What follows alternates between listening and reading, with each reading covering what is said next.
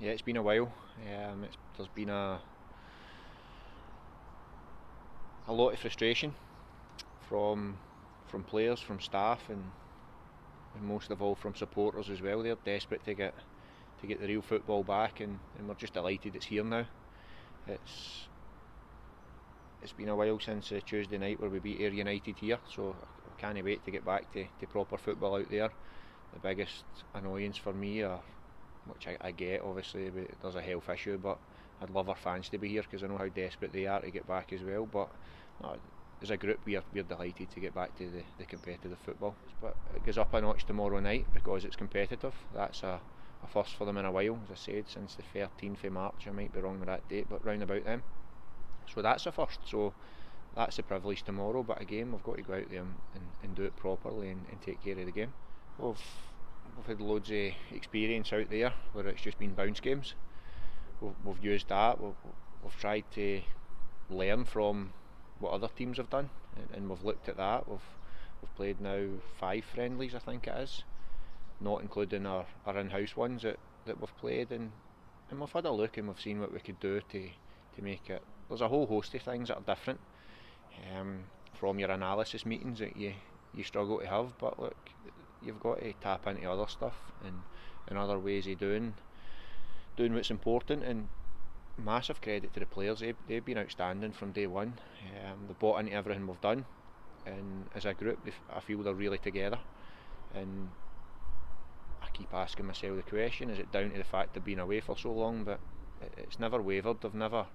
That's never dropped. I thought maybe at the start they're just delighted to be back and back training and playing football again, but it seems to be the closer to the competitive football they're getting even more together. The excitement's building with them, they're fitter, they're stronger, and they can't wait for it, and it's been a massive credit to the players, what they've done for the club over the summer as well with everything that went on. So I just hope that, and I believe that we can come out and make our fans proud from a distance.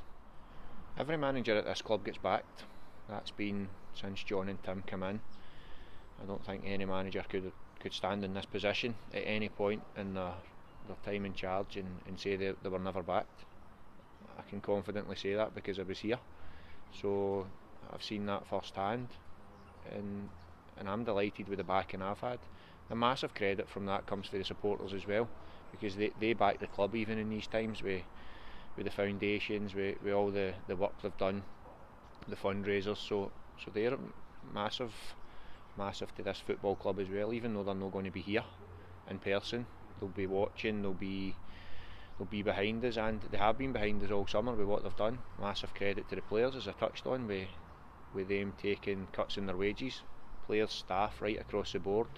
I've got to give massive credit to each and every one of them as well, and then obviously to John and Tim and the board that even in these times have backed us. But again, it's up to us as a group now to show that everybody that is behind us and make them proud that we can be successful even in this time. Now it's been difficult, of course it has, and some of the deals aren't what maybe people will make them out to be, but we've got the players here to have players of the standing of Charlie Adam, Graham Dorrans, Paul McGowan still here in his 7th year. It's fantastic.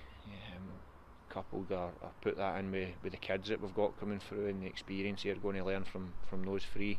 That's just those 3. You look at Lee Ashcroft, Jordan Foster, Jordan McGee. I don't want to go through the full squad because I'll miss someone out and somebody will be unhappy with me, but we've got a real blend and a real good mix of youth and some real experience at the football club that we need to use to our advantage. No, I made that mistake once last year and came out and said that I didn't play Finlay Robertson in the first derby down the road because I wasn't sure how he'd handle the atmosphere or just how heated that game can be. He was outstanding in the one I did play him, so I've no issue whether there's no fans here or whether it's a full house if the kids are good enough.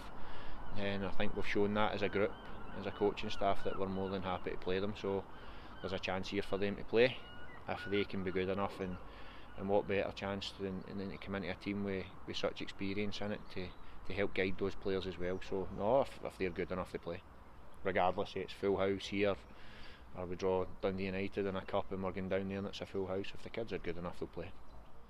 As a squad we're a lot stronger.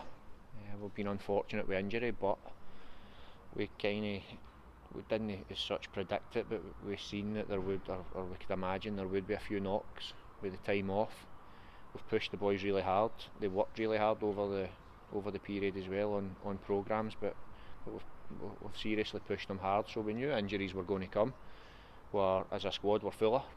That was important, and something that we had realised from last season, that if we lost someone in a certain position, it weakened us considerably. I don't think that will be the case this season, and the best is yet to come from our squad. It's been a slow process, and we've been building up to that, but we're getting close to the proper stuff now, and it needs to click tomorrow night, and when it does click, we'll be a far better team. Yeah, I've had an idea from the end of March who my best 11 would be, but it changes daily, weekly, and it will continue to do that. As I say, nobody's got a divine right, whether you're Charlie Adam or Graham Dorrans, to play out there or to play in any game. You've got to be performing, and they know that. They're top professionals, and they know that, and they drive everything else on, as I said, along with Paul McGowan and the other senior players. So in my head, have I got my best 11? Yeah, but that will change by tomorrow again.